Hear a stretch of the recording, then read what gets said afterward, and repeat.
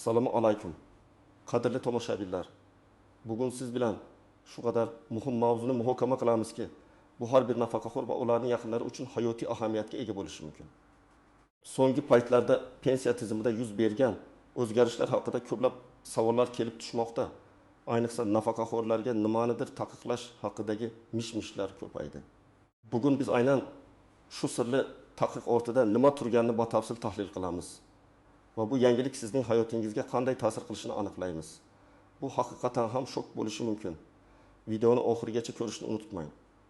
Chunki har bir tafsilot muhim. Kanalimizga obuna bo'lishni va videoga like bosishni hoziroq unutmang. Zero biz doimo siz uchun eng dolzarb va foydali ma'lumotlarni ulashamiz.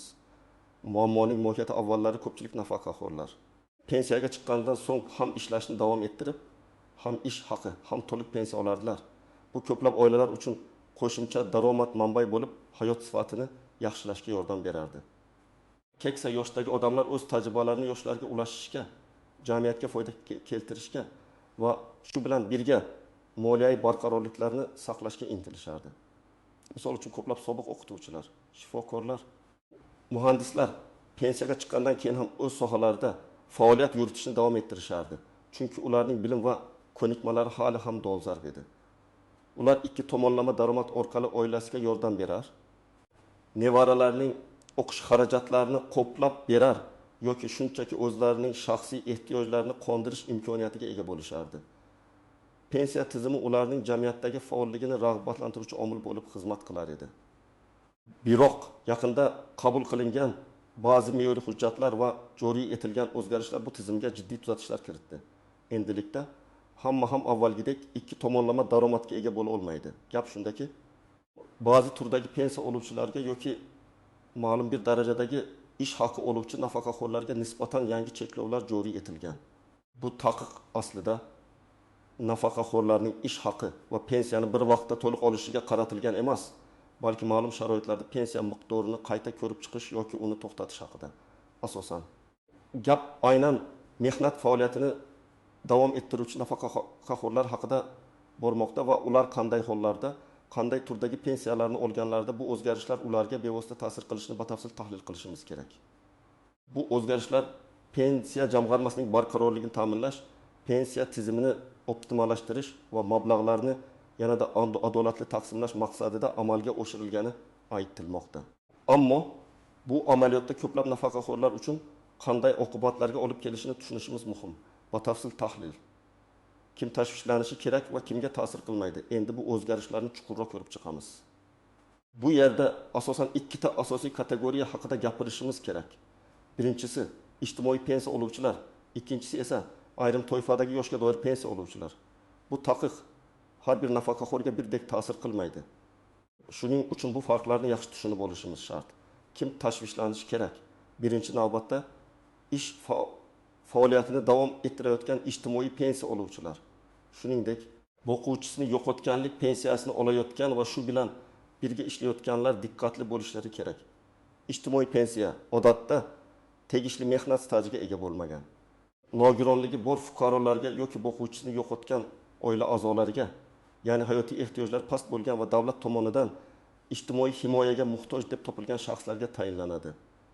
Bu pensiya turi asosan odamning boshqa daromad manbai bo'lmaganda yoki uning daromadi o'ta past bo'lganda beriladi. Agar bunday toifadagi nafaqaxo'r ishga kirsa va ma'lum miqdordan yuqori ish haqi ola boshlasa, uning ijtimoiy pensiyasi to'xtatilishi yoki sezilarli darajada kamaytirilishi mumkin. Keling, real hayotiy misollar orqali tushuntiraylik. Birinchi misol Oysha xola. Oysha xola 65 yoshda. Uning mehnat staji yetarli bo'lmagani uchun yoshga doir pensiya o'rniga ijtimoiy pensiya oladi. Uning yagona daromad manbai shu ijtimoiy pensiya edi. Taxminan oyga 60 ming so'm. Oilasiga qo'shimcha daromad zarurligi tufayli. U yaqinda bozor yo'nidagi kichik do'konda sotuvchi yordamchisi bo'lib yarim stavka ishga kirdi.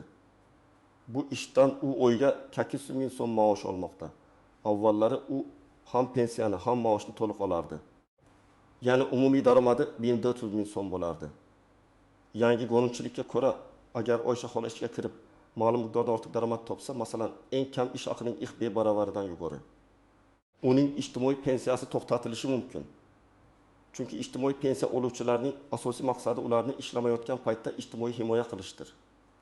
Ish haqi olishni boshlagach, davlat uning ijtimoiy himoyaga muhtojligi darajasini qayta ko'rib chiqadi. Endi Oysha xola oyga faqat 200 bin so'm maosh bilan qolishi yoki pensiya bilan maosh o'rtasida tanlov qilish kerak bo'ladi. Bu Oysha xola uchun jiddiy moliyaviy muammo hisoblanadi. Ikkinchi misol, Alisher aka. Alisher aka 65 yoshda. U tug'ma nogironligi tufayli nogironlik pensiyasini oladi. Bu ham ijtimoiy pensiyaning bir turi hisoblanadi. Uning pensiyasi oyga 7,5 ming so'm. O'zining bilim va ko'nikmalarini ishga solib, u uyidan turib kompyuterda kichik buyurtmalar bajarib, dizayn xizmatlari ko'rsatishni boshladi. Bu orqali u oyga o'rtacha 1 million so'm daromad topmoqda. Uning daromadi rasmiy hisoblanib, u yakka tartibdagi tadbirkor sifatida ro'yxatdan o'tgan. Yangi qoidalar Alisher akaga ham ta'sir qiladi. Nogironlik pensiyasi. Agar uning oluvchisi ishga kirsa va ma'lum darajadan ortiq daromad topsa, qayta ko'rib chiqiladi. Alisher akaning 1 million so'mlik daromadi pensiya jamg'armasi uchun uni endi ijtimoiy himoyaga unchalik muhtoj emas deb hisoblashga asos bo'ladi. Natijada uning nogironlik pensiyasi to'liq to'xtatilishi yoki sezilarli darajada qisqartirilishi mumkin. Uning umumiy daromadi avvalgi 27 ming so'm o'rniga faqat 20 ming so'mga tushib qolishi mumkin. Kim tashvishlanishi shart emas. Aksariyat yoshga doir pensiya oluvchilar, ya'ni xizmat staji yetarli bo'lib, umumiy asoslarda pensiyaga chiqqanlar uchun vaziyat boshqacharoq. Agar siz pensiyaga chiqqandan keyin ham ishlashni davom ettirsangiz va siz yoshga doir pensiya oluvchi bo'lsangiz, ko'p hollarda sizning pensiyangiz to'liq saqlanib qoladi. Siz ham ish haqi, ham pensiya olishda davom eta olasiz. Asosiy shart shundaki, sizning pensiya turi ijtimoiy pensiya yoki maxsus imtiyozli pensiyalar qatoriga kirmasligi kerak. Bu sizning uzoq yillik mehnat stajingiz uchun berilgan pensiya hisoblanadi va u mehnat faoliyatingizga bog'liq ravishda shartli ravishda cheklanmaydi. Uchinchi misol, Gulnora opa. Gulnora opa 35 yil o'qituvchi bo'lib ishlagan va 25 yoshda yoshga doir pensiyaga chiqqan. Uning pensiyasi oyiga 1,8 million so'mni tashkil etadi. Pensiyaga chiqqandan keyin ham u maktabda yarim stavka ishlashni davom ettirdi va qo'shimcha 22 bin so'm maosh oladi. Uning umumiy daromadi 30 ming so'm edi. Gulnora opaning yoshga doir pensiyasi uning ish haqi bilan bog'liq holda to'xtatilmaydi yoki kamaytirilmaydi. U ilgari bo'lganidek ham pensiyasini, ham ish haqini to'liq olishda davom etadi. Chunki uning pensiyasi ijtimoiy pensiya emas, balki mehnat staji asosida tayinlangan yoshga doir pensiya hisoblanadi. Bu yerda asosiy farq pensiya turida ekanligini yaxshilab tushunib olishimiz kerak. Ammo shuni ham ta'kidlash kerakki, ba'zi bir noyob holatlarda yoshga doir pensiya oluvchilar uchun ham maxsus cheklovlar yoki o'ziga xos qoidalar qo'llanilishi mumkin. Masalan, agar siz harbiy pensiya yoki huquqni muhofaza qilish organlari xodimi pensiyasini olsangiz va qaytadan ma'lum bir lavozimga ishga kirsangiz, bu pensiyangizga ta'sir qilishi mumkin. Lekin oddiy yoshga doir pensiya oluvchilar uchun bu turdagi keskin cheklovlar mavjud emas. Xulosa qilib aytganda, agar siz ijtimoiy pensiya, nogironlik pensiyasi yoki boquvchisini yo'qotganlik pensiyasi olib, shu bilan birga ish faoliyatingizni davom ettirsangiz va ma'lum miqdordan ortiq daromad topishni boshlasangiz, sizning pensiyangiz to'xtatilishi yoki kamaytirilishi ehtimoli yuqori. Agar siz yoshga doir pensiya oluvchi bo'lsangiz va umumiy asoslarda pensiyaga chiqqan bo'lsangiz, ishlashni davom ettirishingiz pensiyangizga hech qanday ta'sir ko'rsatmaydi. Siz ikki tomonlama daromad olishda davom eta olasiz.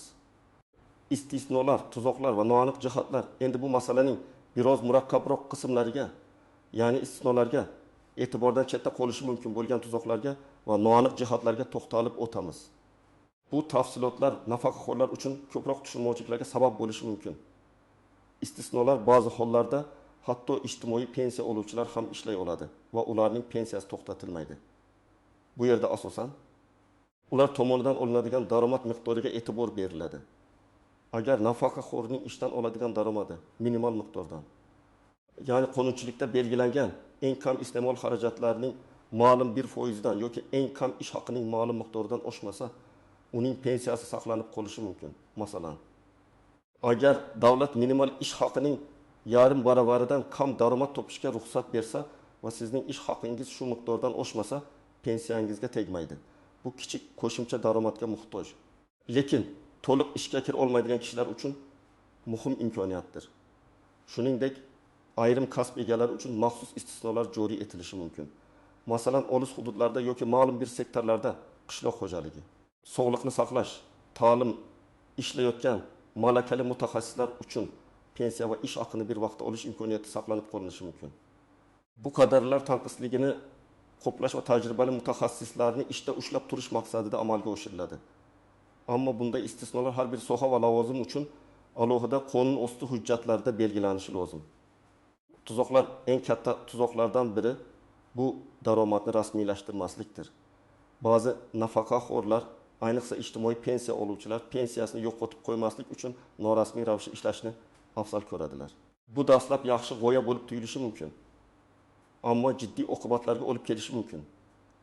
Norasmiy ish birinchidan sizni mehnat huquqlaringizdan mahrum qiladi.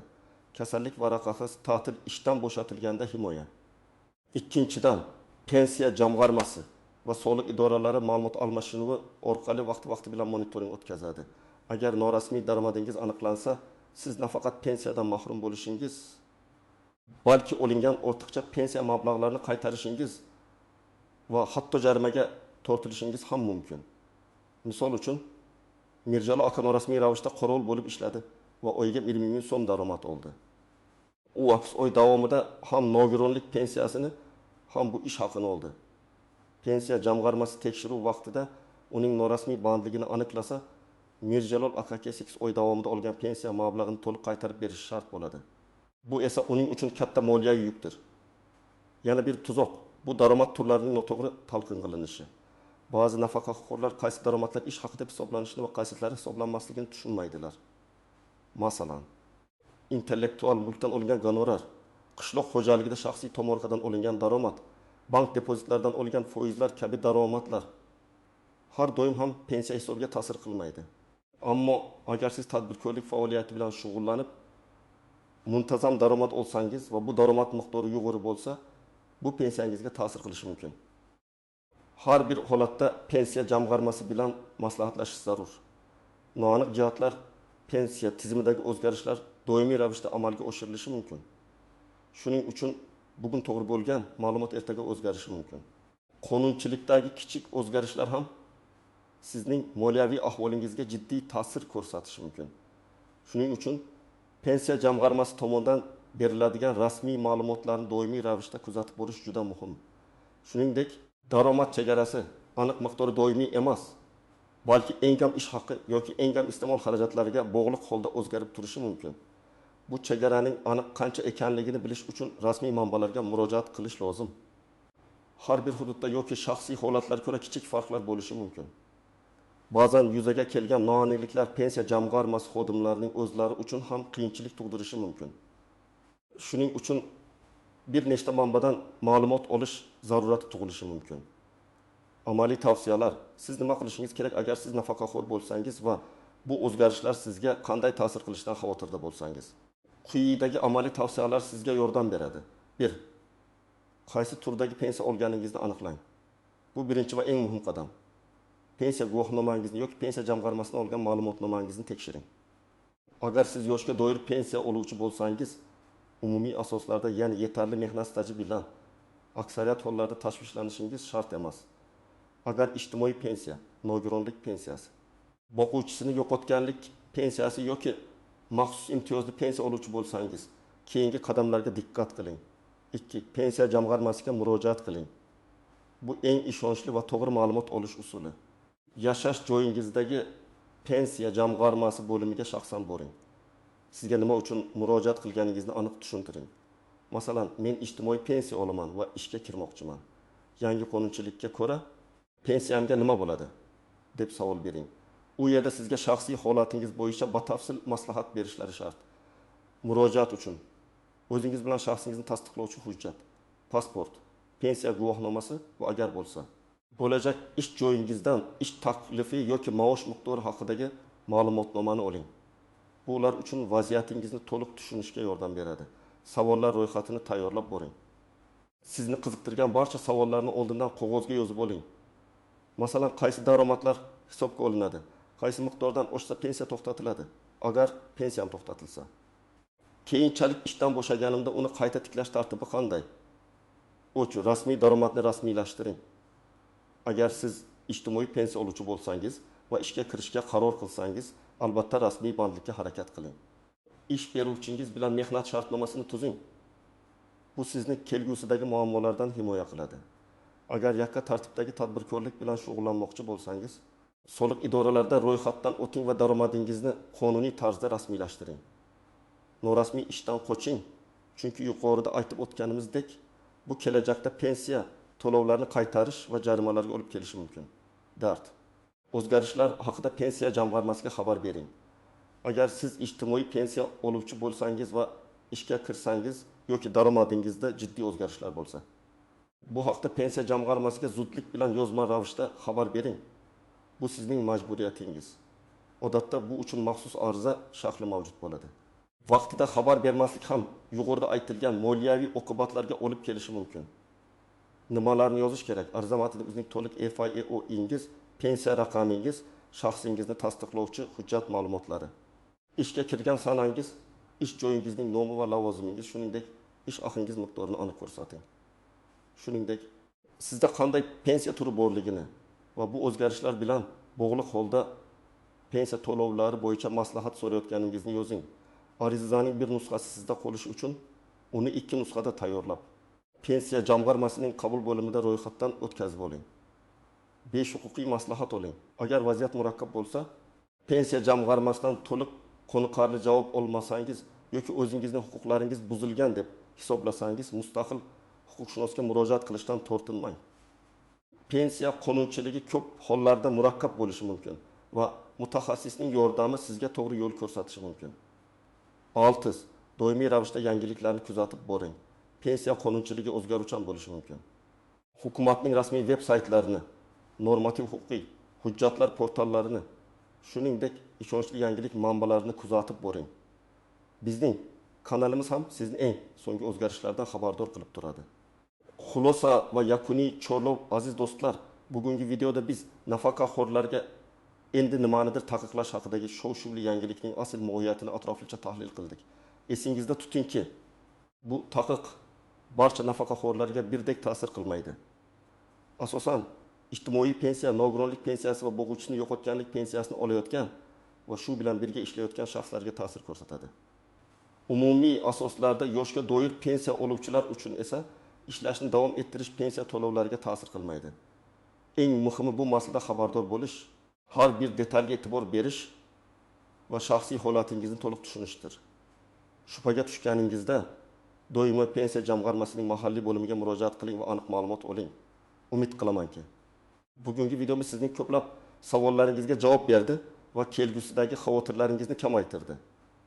Agar bu video siz uchun foydali bo'lgan bo'lsa, iltimos videoga like bosing. Kanalimizga obuna bo'lishni unutmang. Zira biz kelgusida ham sizni shu kabi muhim va dolzarb ma'lumotlar bilan ta'minlashda davom etamiz. Va albatta bu mavzu bo'yicha sizning qanday fikrlaringiz borligini, sizda qanday holatlar kuzatilganini izohlarda yozib qoldiring. Sizning tajribangiz boshqalar uchun ham foydali bo'lishi mumkin. E'tiboringiz uchun rahmat, salomat bo'ling.